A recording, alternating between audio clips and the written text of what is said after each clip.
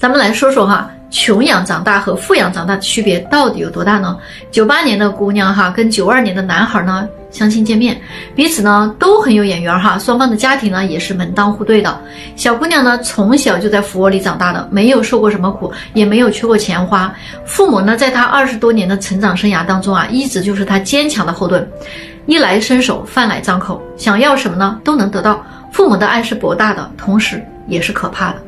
这个姑娘啊，大学毕业之后啊，工作收入太低了啊，每个月的开支啊还得父母给她补贴，她的生活质量呢一分一毫也没有降低，反而呢是提高了很多。虽然她也感受到了挣钱的不易，但是她的包包、鞋子、衣服、首饰、化妆品没有一样是她几千块钱的工资能买得起的。可是就是这样的她哈，连一顿饭都不会做啊，家务事呢更指望不上了。而这个男孩呢家境也很好，父母的公司几十年来一直就非常稳定啊，非常的平顺。因为他是未来的继承人，所以呢父母从小对他就是比较严厉的。上大学的时候呢，他每个月的零花钱啊就得靠自己去挣。他对于享受生活这件事情呢非常的理性，在他的认知里啊，钱一定要花在该花的地方的，一些毫无意义的花销在他看来都是浪费。他非常的明白金钱的意义啊和价值。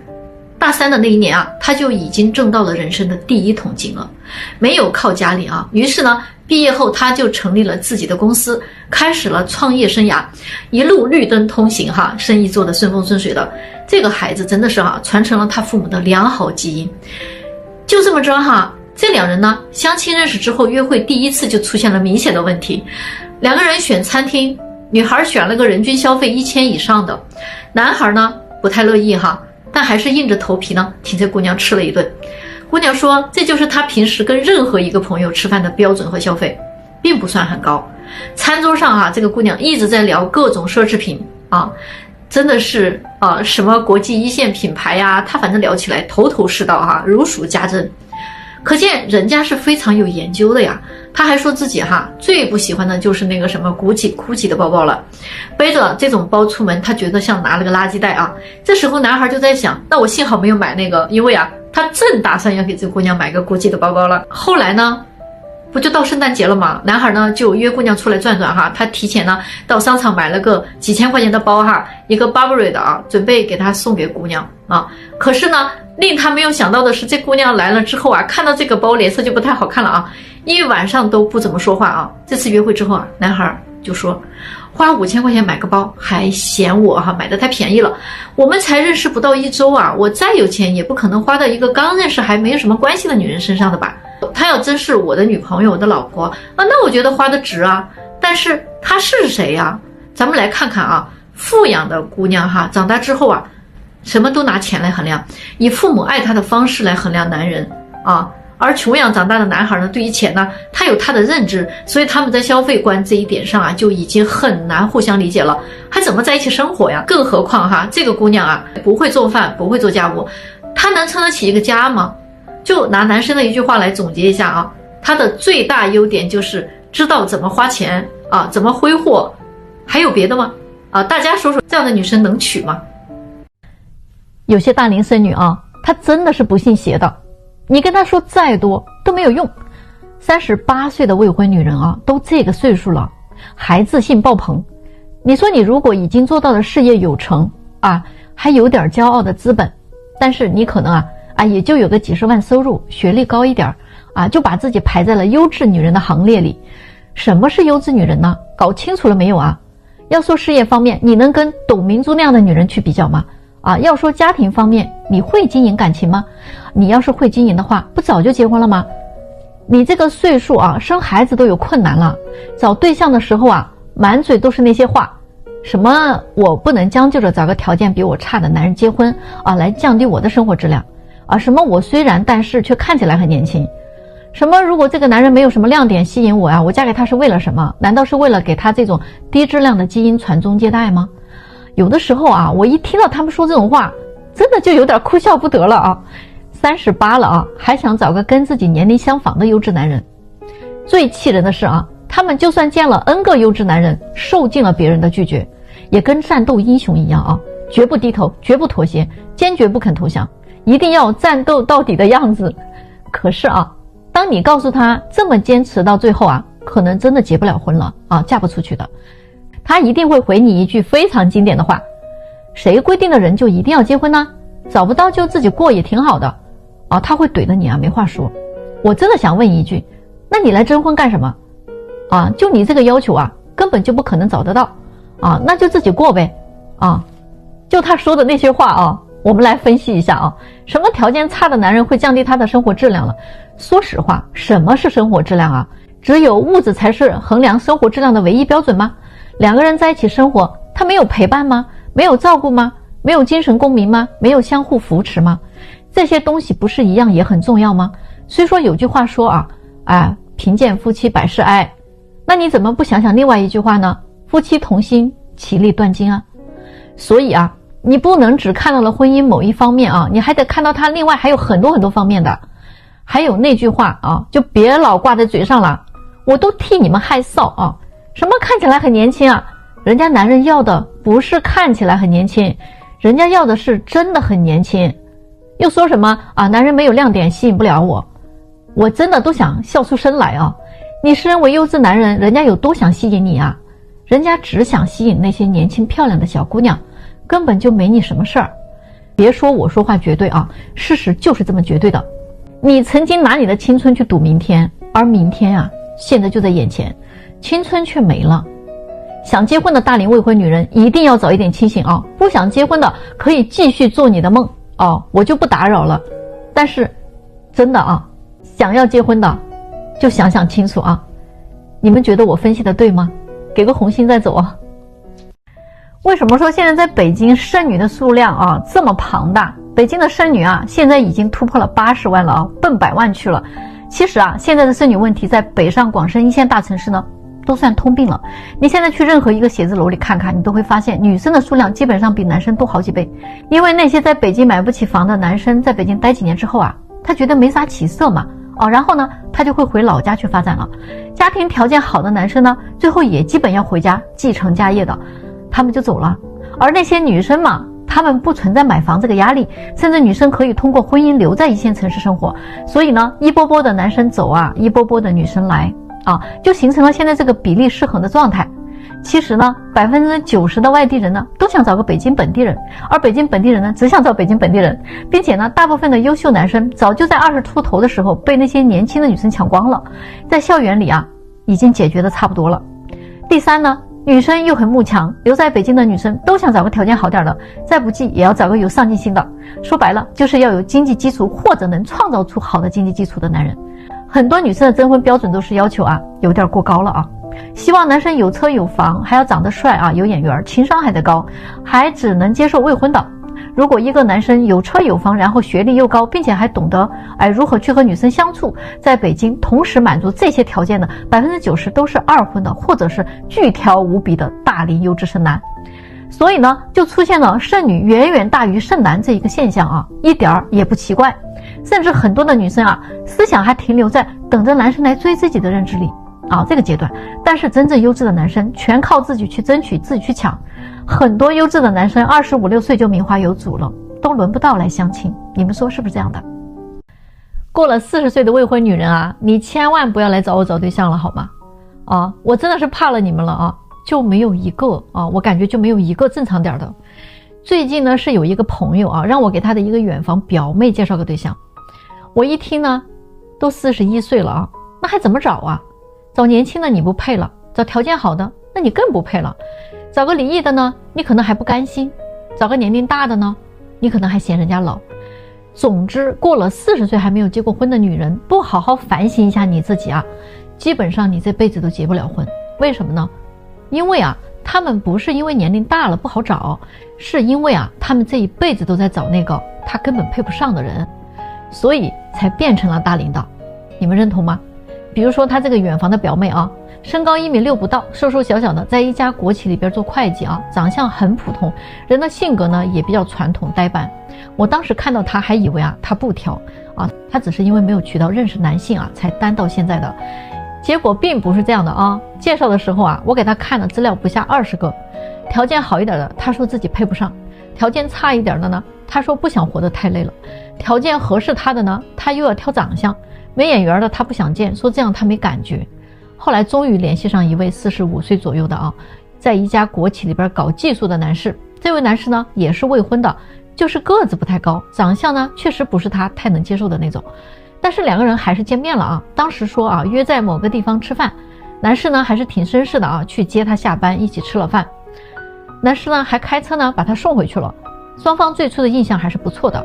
可是接触了一段时间之后，这个女士就跑过来跟我说哎呀不接触了问他原因，他说居然是因为男士问他可不可以做女朋友，他说可以，刚刚答应了男士就想亲他，他说完全不想让他碰一下，感觉还是受不了喜欢不起来。他说自己也知道自己年龄大了不好找，但是将就着找一个自己不喜欢的人还是太难受了。而且他说他不太习惯让别人碰他身体，他会特别紧张。我当时真的是就很想问他，你是不是有病啊？不过我没问这还需要问吗？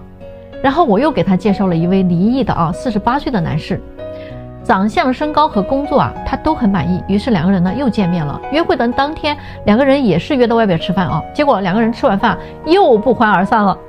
我又问他为什么他说这个男士摆架子都没有开车去接他，感觉很不被尊重，男士有点高高在上。饭后呢这个男士也没有送他回家，他那个自尊心就开始强烈的跳动，坚决的不跟这个男人发展了。后来我就问那个男士为什么都不送一下女士呢，让对方感觉到特别的被怠慢。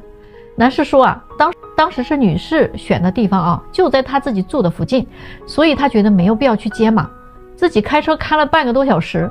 到了地点之后人家那是一脸的不乐意拉着个脸给谁看呀？我们还什么关系都不是好吗？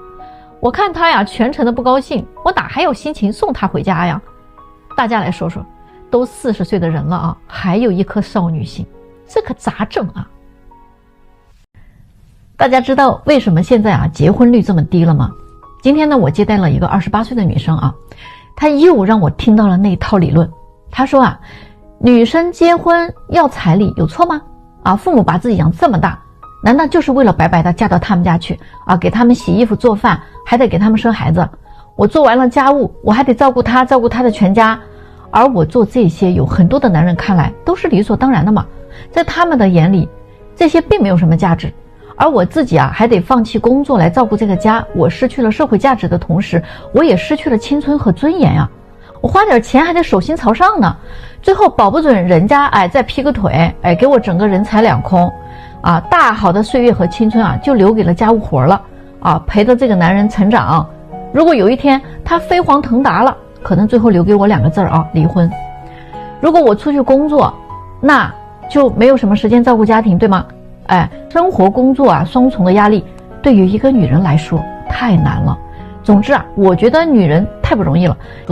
现在还有谁愿意做家庭主妇呢？所以女人都要出来工作的，自己挣钱自己花呗想怎么花怎么花所以我觉得女生结婚要点彩礼没什么毛病。他说的这番话乍一听也没有毛病，但是你要仔细去想呀，就有很大的问题了首先嘛，男女有别，社会有分工，对吗？身为女人或者男人就应该各司其职，站好自己这班岗你该生孩子你就生孩子，他该赚钱养家就赚钱养家，彼此理解相互包容，这才像一个家呀。其次呢，他说的第一句话就有毛病你是父母辛苦养大的，那他是石头缝里蹦出来自己个儿长大的不成吗？还说家务活都是给他们家干的，那你看看你说的这话，这难道不是你的家吗？你不住在这儿吗？孩子也是给男人生的这句话更可笑，好像这个孩子生出来只认爸不认妈。你自己都已经把自己定位成一个保姆了，你都自己把自己定位成一个生孩子的机器了，那你怎么不会失去尊严呢？首先你的这种想法就得不到别人的尊重了这个真的是你自己个儿从根上的问题。还有关于彩礼这件事那就更搞笑了。你要知道从你要彩礼的那一刻起，你就已经输了嘛。为什么呢？因为你在要你在伸手你是在用你自己跟钱做交易所以不是别人把你物化了吗？是你自己把自己物化了呀，对吗？而且现在有很多人都没有搞明白，这个彩礼那是要跟嫁妆对等的，甚至嫁妆那是古时候嫁女儿的时候娘家人的实力的体现。而现在的人就只说彩礼从不谈嫁妆，这个不就是买卖了吗？父母啊自己都这么认为，哎，我这女儿啊养这么大了啊，得换点钱回来呀，不然养这么大不换个好价钱不是不划算吗？啊，我也搞不明白啊。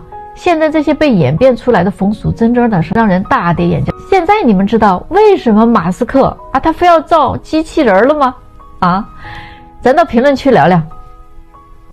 男比女多3000万，但是女比男多3个亿。所以找对象，你觉得你的要求条件越多就越精准吗？你为什么剩下了？啊，不就是因为你太精准了吗？啊，还不切实际。